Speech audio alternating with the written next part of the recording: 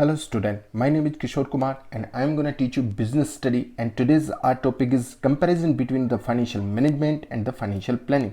So आज हम discuss करने वाले हैं फाइनेंशियल मैनेजमेंट क्या है एंड फाइनेंशियल प्लानिंग क्या है. Now we have the 3 points which basically explain about the financial management and the financial planning. So meaning क्या है? It refer efficient acquisition, यानी किसी चीज को बहुत ही स्मार्ट वे में एक्वायर करना, फिर उसका यूटिलाइजेशन करना एंड द डिस्पोजल ऑफ. अगर मैं आपको एक चीज कहूं कि फाइनेंस को रेज कैसे करना है, कैसे उसको बढ़िया तरीके से बेस्ट इन्वेस्टमेंट में, क्योंकि you have the number of investment source, तो बेस्ट सोर्स के उसको इन्वेस्ट करना है. अल्टीमेटली जो कंपनी ने गेन किया, जो प्रॉफिट कमाया, उसको डिविडेंड के रूप में जैसे आपने पढ़ा था, तो उसको डिस्पोजल ऑफ कैसे करना है, तो एफिशिएंटली एक्वायर करना, उसका बेस्ट यूटिलाइज करना एंड उसको अल्टीमेटली जो गेन हुआ उसको डिस्पोज ऑफ करना for the smooth flow of an organisation. Now अगर बात करें कि financial planning, it is refer to an estimate. ये एक अनुमान लगा रहे हैं किसका, फ्यूचर का, एक प्रिडिक्शन कर रहे हैं कि कल को क्या होने वाला है, of capital required and deciding source. कितना पैसा हमें चाहिएगा कल को, और उसके अगर हमें जो चाहिएगा वो सोर्स कहां से होंगे. क्या हमें डेट से मिलना पैसा है, क्या हम इक्विटी से रेज करेंगे, यानी कि जो रेज कैसे करना है, कहां से हमें पैसा कल को लाना, जो पैसा चाहिए उसको लाना कहां से, यानी चाहिए कितना और उसको लाना कहां से. And optimum utilisation of fund and best उसका यूटिलाइज करना.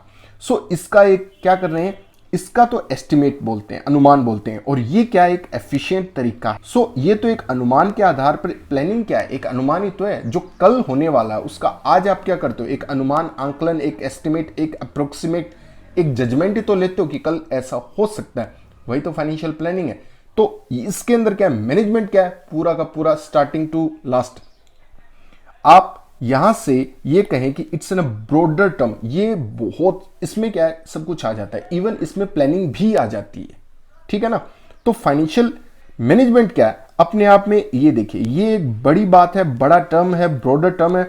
एंड फाइनेंशियल मैनेजमेंट का एक छोटा सा टुकड़ा क्या है, फाइनेंशियल प्लानिंग. आपने पूरी कंपनी के अंदर जो भी A to Z मैनेजमेंट करनी है, उसी मैनेजमेंट का ही तो पार्ट है क्या, उसको प्लान करना उसी का पार्ट रहेगा. तो यहां पर जो होता है वो फाइनेंशियल के डिसीजन लिए जाते हैं कि उसके ऊपर देखते हैं, प्लान करते हैं. सो मैनेजमेंट क्या है, एक ब्रॉडर टर्म है और ये एक छोटा सा यूनिट है financial planning.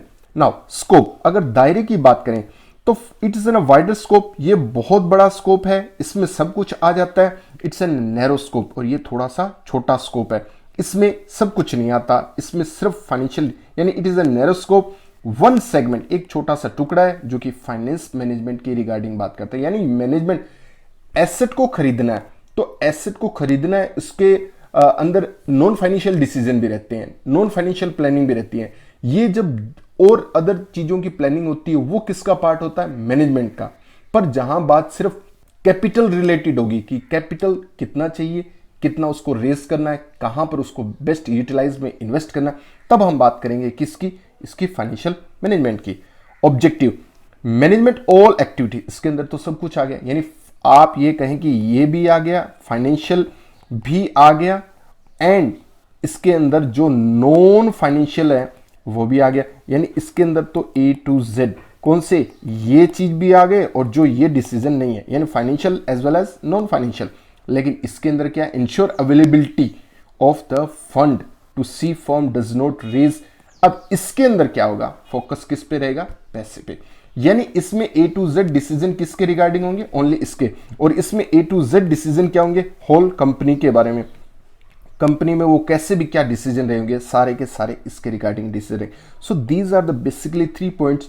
Financial management in short एक ब्रॉडर टर्म है, इसके अंदर सब कुछ आ जाता है, financial decision, non financial decision, and the financial planning क्या है, उसी का एक छोटा पार्ट है. जब आप पैसे की बात करेंगे तो उसके अंदर जो प्लानिंग होती है वो एक छोटा सा पार्ट है, एक शॉर्ट नैरो यूनिट है किसका, फाइनेंशियल मैनेजमेंट में. और ये छोटा पार्ट किसकी चर्चा करता है, किसके बारे में डिस्कशन करता है, तो ये एक हमारे पास में एक एस्टिमेशन लगाता है कैपिटल के रिगार्डिंग.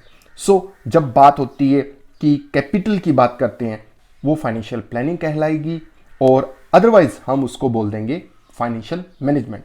ब्रॉडर टर्म, अगर आप financial non financial A to Z decision लेते हैं तो वो पार्ट ऑफ मैनेजमेंट का हिस्सा रहेगी. So these are the basically 3 points which explain us, which tell us about the differentiate between the financial planning and the financial meaning. Exam में आप point के साथ अगर आप ये जो चार्ट है, अगर आप ये चार्ट भी बनाते हैं एग्जाम में तो it's an good thing for you, क्योंकि आप इसके अंदर एक तरह से एग्जामिनर को क्लियर कट हिंट दे रहे हैं कि ये ब्रॉडर पॉइंट है और एंड ये जो इसके अंदर है, ये जो पार्ट है ये एक इसी का टुकड़ा है, ये छोटा टर्म है. ठीक है ना.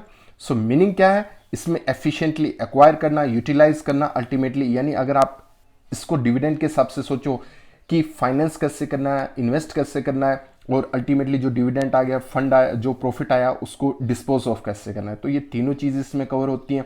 और इसमें सिर्फ एस्टिमेशन लगाया जाता है कैपिटल का, और ये एक छोटा टुकड़ा है, और इसके अंदर इंश्योरिटी की जाती है कि ना तो पैसा ज़्यादा अननेसेसरी रेस करना है, और रेस करना है तो ऐसा भी ना हो कि शॉर्टेज आए, तो उसके अंदर एक बैलेंस हो, एक नियर अबाउट हमारे पास अप्रोक्सीमेट के पास में ही पैसा रहना चाहिए, एक्सेस नहीं होना चाहिए, आइडल भी नहीं रहना चाहिए. तो ये सब कुछ इसके बारे में प्लानिंग करता है फाइनेंस रिलेटेड पैसे के संबंधित. तो ये कहलाता है financial planning and financial management. एक वाइडर टर्म है जिसके अंदर सारे के सारे आ जाते हैं, यानी ऑल एक्टिविटी आ जाती है.